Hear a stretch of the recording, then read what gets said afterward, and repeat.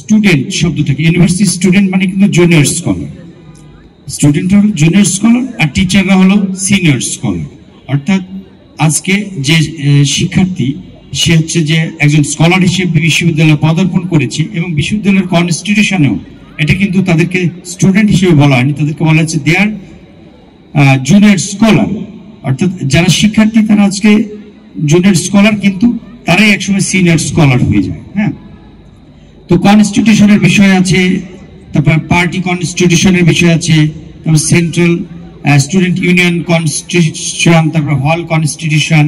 এই বিষয়টা হলো যে এগুলো তো আমাদেরকে আগে জানতে হবে যে আমাদের সাংবিধানিক যে সংকট থাকে বা সংবিধানের মধ্যে যে বিষয়গুলো থাকে যেগুলো ইনজাস্টিসকে প্রমোট করে, সেই বিষয়গুলো যদি আমরা দূর না করতে পারি এবং দলের রাজনৈতিক পার্টির মধ্যেও যদি ইনজাস্টিস থাকে বা পার্টির মধ্যেও যদি সেই গণতন্ত্র চর্চা না থাকে, তাহলে সেই পার্টিকে যারা অনুসরণ করে তাদের রাজনীতি ভ্রান্ত পথে চলতে বাধ্য।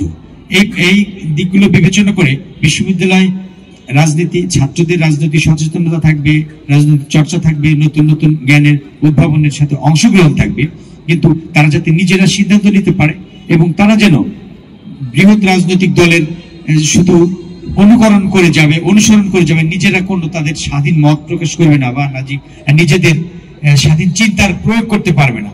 এই ধরনের এই ধারার রাজনীতি বিশ্ববিদ্যালয় থেকে তুলে দেওয়া উচিত।